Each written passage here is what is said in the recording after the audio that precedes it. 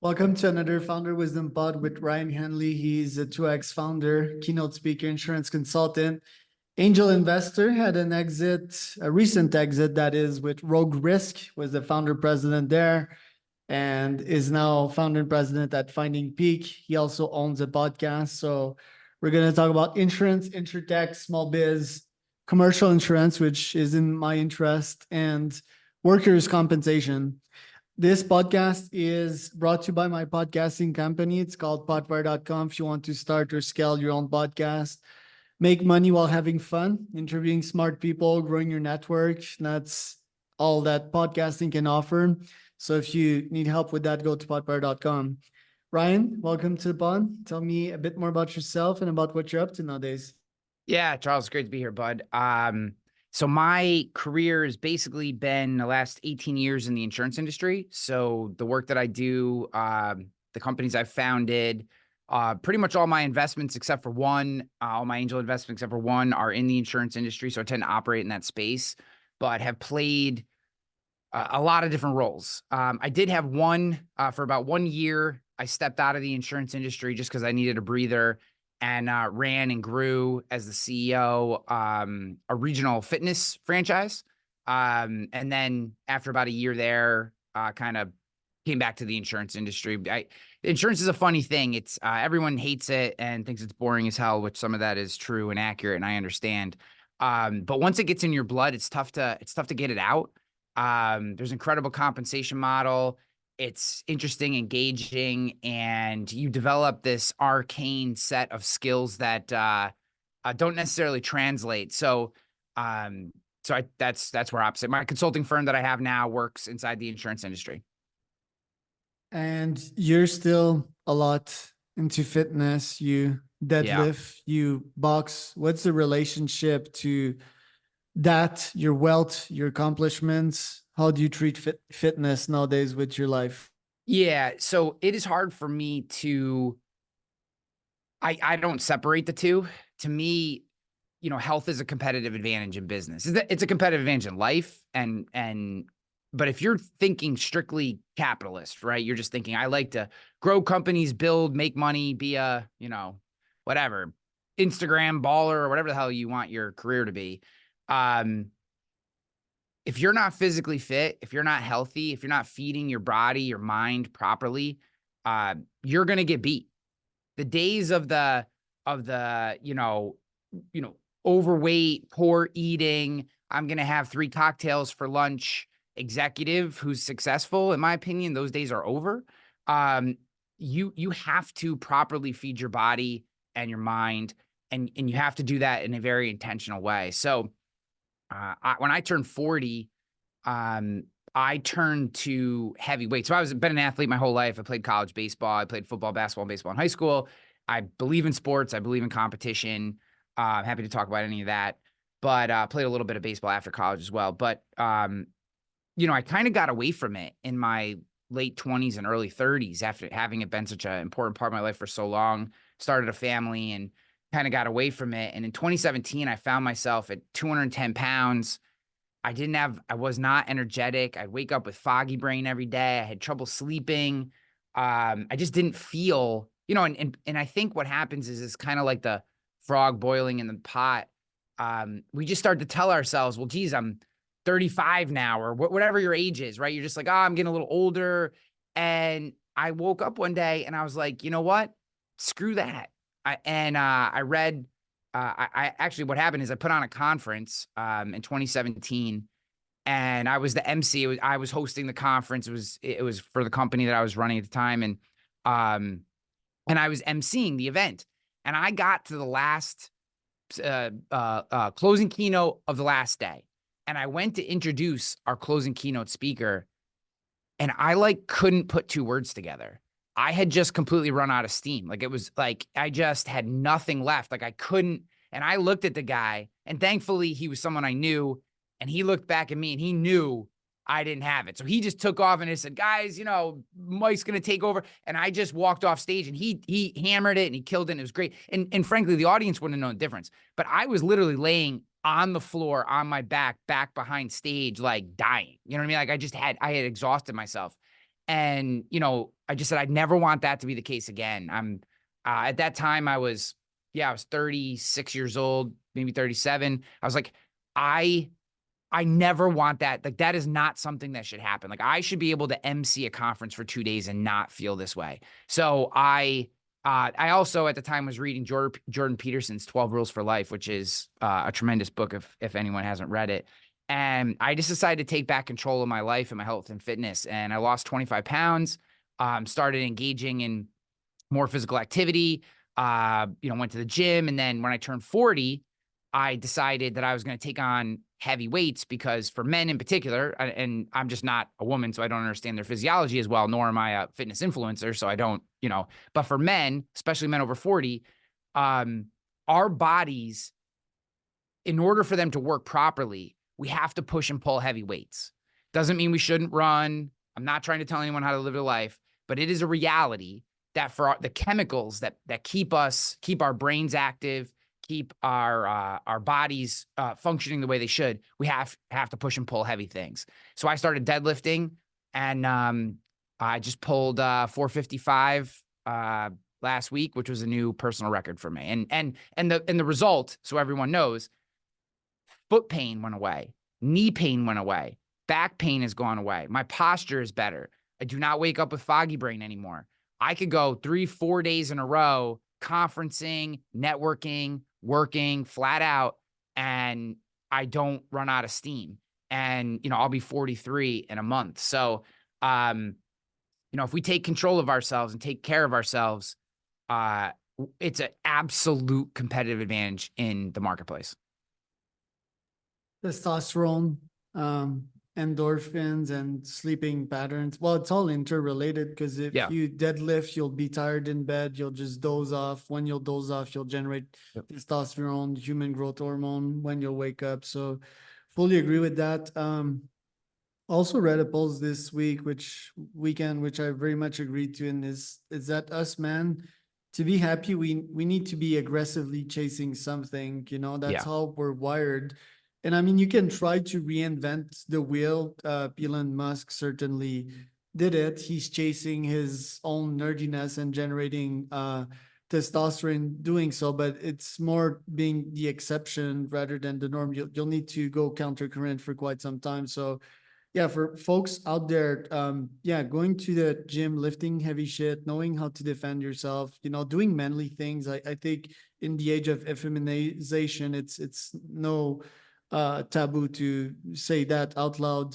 Now, when it comes to business, what are you chasing nowadays? Yeah. So so as you mentioned, I started a company. So I had at the time, that would have been about 14 years of insurance experience. And I'd worked in a bunch of different frameworks, both as an insurance agent, so salesperson. I'd worked for technology companies. I'd had a lot of carriers as partners. So I got to see the industry from a broad spectrum of viewpoints. And I started to develop my own philosophy as to what I felt an insurance agency. And for those who are outside the United States that are listening to this may not make sense, but inside the United States, which is where I work, local independent insurance agencies are the primary method in which, say, car insurance, home insurance, and business insurance are sold. So, and that's the space that I work in. I don't do a lot with life or with health or with Medicare or anything like that. It's mostly personal and commercial insurance, property, liability, et cetera. So I had seen I'd seen all these different vantage points and realized that our market was really missing a type of business, a type of delivery mechanism. And just to explain that, I call it a human optimized model. And the kind of 10,000 foot on that is that there are two primary delivery mechanisms for selling, particularly commercial insurance today. And that is face-to-face, hand-to-hand inside a local agency, or 100% DIY online, no human helping you, you make all the decisions. And what my viewpoint is, and the way that I built my agency, which I ultimately sold and have exited from, was that I believe most insurance customers in the United States actually want something in the middle of those two options. So they want the ease of being able to do things online, communicate online, maybe a self-service portal for basic functionality, et cetera. But when the shit hits the fan, they want somebody to call who knows what they're doing, who's licensed, who's in the States, preferably licensed in their state and understands the nuances of what they're facing and can walk them through and solve that problem for them. And that is what that's what we built. So that's why I call it human optimized. It is both a technology solution and a human solution combined in one. And we were one of the fastest growing small commercial agencies in the entire country. We were bootstrapped until we were bought, and very proud of that business. But what I've done since exiting is now in my consulting agency, Finding Peak, is I'm taking that methodology and now helping agencies around the country implement a human optimized model so that they can start to grow their business faster in this kind of post-COVID digital age, and ultimately deliver what I believe is a much better product to insurance consumers. So the end of this, and not that, this is, the kind of virtuous circle to this, is that hopefully, business owners in the United States start to get a better service. They start to get what they actually need, and they get their problem solved and can have a product that's actually going to help them. Why do people feel the need to comment on your boxing posture, and what's your opinion on giving advice? This is my favorite thing. So I, it's funny. So I got divorced 2 years ago. Not something to be sorry about. We were just two different people. We're actually good friends, and we do a great job co-parenting. So it's not something to be upset about. I'm not pro-divorce in any way, shape, or form, and I feel people get divorced too quickly. But in our case, we'd been together for 13 years, and we just had grown apart. And like I said, we're actually friends today, and it's not a big deal. That being said, I started dating a woman after my divorce, and she was a boxing coach. And I love fitness and all of that. And she said, "Hey, come in." And I fell in love with the sport. I just, I'd always enjoyed boxing and watched it. And I love watching the old bouts on YouTube, Muhammad Ali and I want to say Sugar Ray, but that's the musician. But I just, I love the sport and everything, but I didn't know much about it, right? I'd never been in it. I wasn't involved in it. And she kind of took me down this rabbit hole. And I was like, wow, I really love this. I have no interest, as much as I think it would be amazing, in rolling jujitsu or learning all that stuff. I don't have the time, and it's just not something I'm interested in. But man, I really enjoyed the martial aspect of boxing, and I started to get into it. But I'm, 42-year-old dude going on 43, who, I'm just learning how to hit the bag. I'm learning the basic punches, learning the footwork. And also, this is like something I do once a week, twice a week. It's not like I'm in the gym every day. So I post videos on Instagram. And if anyone wants to go check me out, I'm Ryan_Hanley, of my boxing and of deadlifting and all the workouts. And I post them not to be a fitness influencer. I just want to be clear. I am not a fitness influencer. I don't sell any fitness products. I don't recommend any fitness products.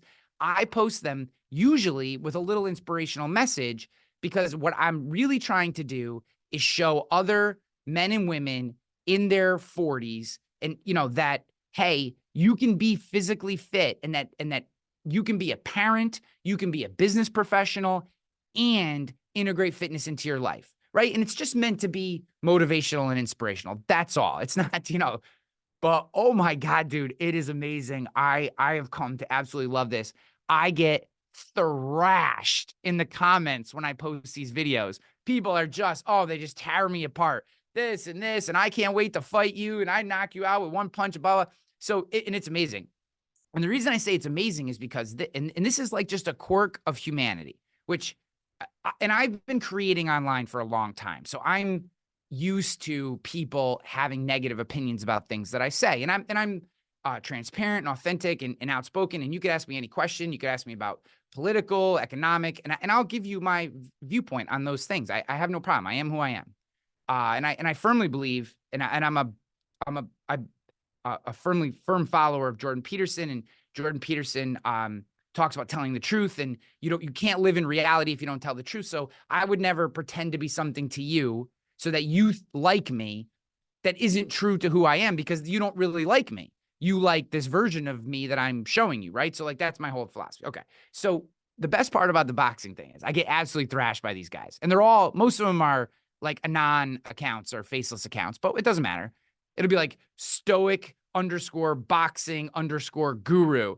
Your footwork is terrible. I'd knock you out in one punch, blah, blah. Go get a trainer, bro. It's amazing.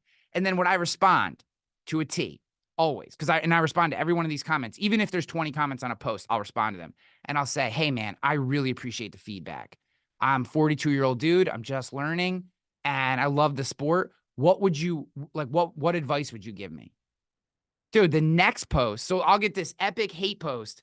I'll respond. The next one will be, oh, bro, that's amazing. Hey, dude, here's what, your left hand's just dropping a little bit on your hook, or you're not using your hips, or whatever their advice. Then they become like bros. And now there's only one guy. There's one guy. It's like, I think he has the word stoic. It's like something stoic underscore boxing something, who he refuses. No matter what I say back to him nice, every post he hates on me, which I think is also great. But almost to a T, dude, they'll flip. And the next comment will be, them actually giving me real advice on something I'm doing, which I know. I mean, I watch the videos. I know I'm not a good boxer. Like, if I were to go into a ring with someone who actually knew what they're doing, I'd get destroyed. I mean, I'm just doing it for physical fitness, but it's just funny, the humanity and how people work. And I think it's a good lesson to say, like, I choose to put those things online. That's a choice that I make. So I have to be okay with someone having a problem with it. And I think people get really messed up about feedback, and they get messed up about trolls and hate. And it's like, you put it online. You made that choice. I made the choice to do that. So it's their choice to be hateful. I don't like to be hateful. And I believe in God and try to live my life as best I can by Judeo-Christian values. And that's just the choices that I made and how I was raised. And I don't believe in living in hate, but like that, why am I going to get upset about a non-faceless account telling me that I drop my left hand when I throw a hook and that he'd knock me out with one punch? Like, why would that bother me at all? Right? Like, why that doesn't bother me? This is just hilarious. This is funny. Yeah. Well, first comment, one of my favorite fighters, Sean O'Malley, he fights so weird, and he just throws heat-seeking missiles, so even if he drops his hands, so everyone has their own styles, and that's why it's really hard to judge someone when they're not in the ring fighting another human being. And that's why the sport is beautiful. It's because it's chemistry between two different styles that might interact totally different from one another. And second, I like how you react to that. And you're not afraid of posting it out there, because I've dealt with hate myself for quite some time. And usually I respond with aggression, it's fight or fight in my case. Nowadays, I don't give much fucks, like I just don't respond. So I think you need like a lot of it to overcome it. You need like exposure to this radiation, and then you kind of grow some thick carapace to subside that. Now, you went through a divorce as well. How did you get through that? Because that's like someone that and it's like a lot of cell destruction from the heart, from the brain, because you grew with that person, you interlaced. So how did you adapt and survive that? Yeah. So I have two comments. One, I just want to comment on what you just said. I think that and I'm sure just based on the brief time we've had together that maybe you would agree with this. I think our aggressive reaction to hate is often the result of an insecurity that we're either aware of or unaware of, right? When you're secure in what you're posting, I'm very secure in myself, right? I am who I am. I'm highly imperfect. I try very hard to be a good person, but if, I post the videos with pure intent. And if someone wants to take them negative, I'm secure in the fact that I'm doing nothing wrong. And, I don't want to be a pro boxer. And and all I really want to know is if someone ever came after my kids, I can throw a pretty decent overhand right and feel confident that if I connect, that person's not going to want to keep coming after me. That's really all I want. You know what I mean? Like, that's it. So like, I don't care. So, cause I'm secure in that, maybe if it was something that I were, just to be honest with people, I'm also slowly working on a book, and I'm just in the conceptual phase, and I'm starting to put it together, and it's based on a concept that I firmly believe in business. It's a business related book, and it's something that I feel like is a gap in the market for this idea. And I will tell you that I can already tell when I show little snippets or little ideas to people, and I get their feedback.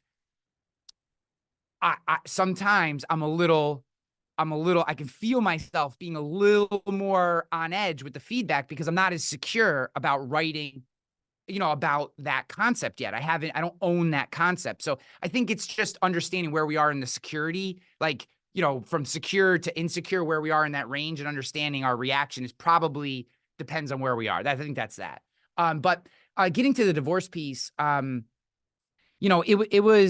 it's funny. I'll tell you guys the story. I was actually on the way. My ex-wife is a good person.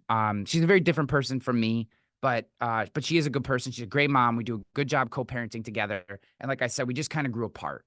And while I would have never divorced her, like I said, I think we too quickly today, and I think a lot of this has to do with secularism. I think as we've moved away from believing in a higher power, whatever that is, that non-judgmental to which one you choose. But as we move away from believing in a higher power, we become more narcissistic, materialistic, and the secularism that comes out of that allows us to make rash decisions like, oh, my wife doesn't give as many blowjobs as she used to, so, I'm going to get divorced and go find someone who will. That's and I've had people like say things as trite as that to me as to why they don't like somebody. And I'm like, that's fucking insane. Like, life is really hard. Everybody's got problems. Everyone's got baggage. Pick somebody and just fight. And I feel like we don't fight anymore.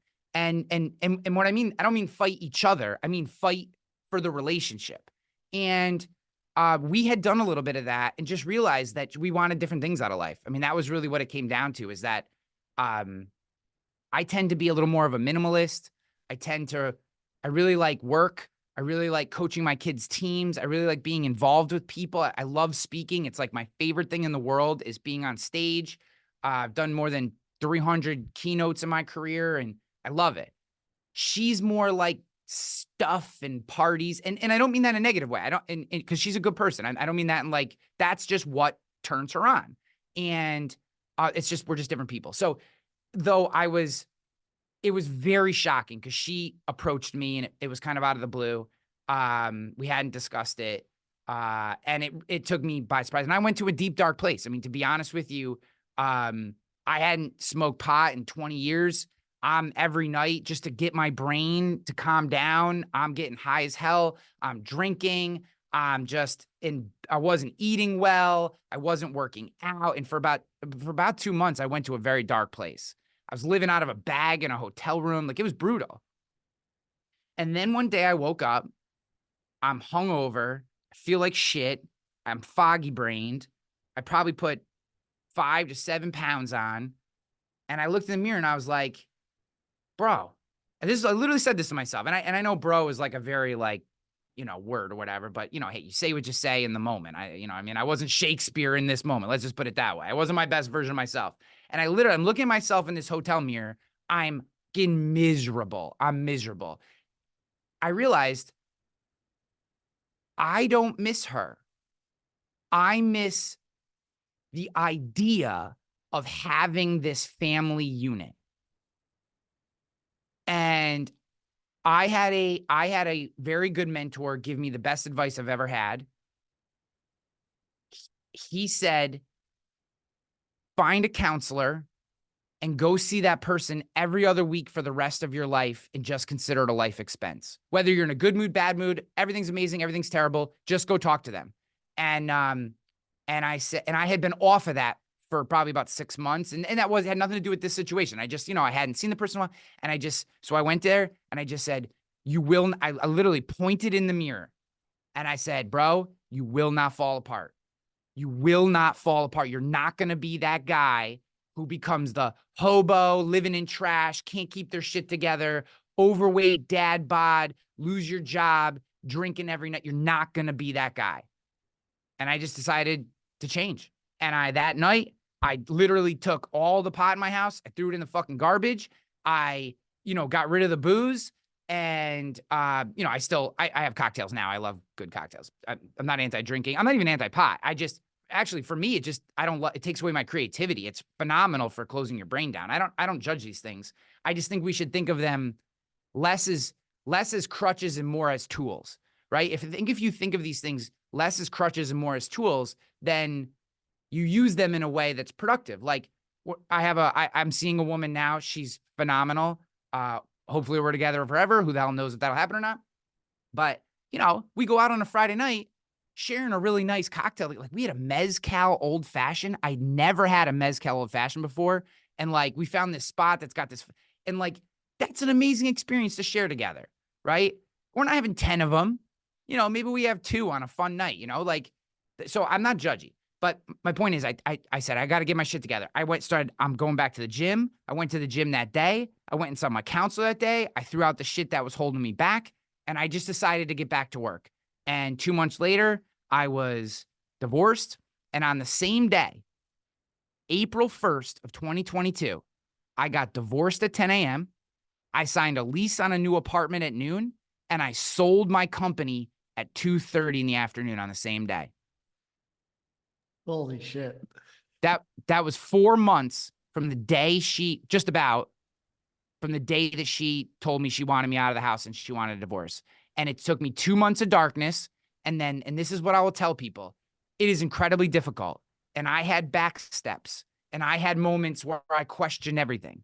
But if you look in the mirror and you just gotta friggin' decide you want better. That's what it is. If you're in a shitty place right now, I don't care how depressed you are. I've been depressed.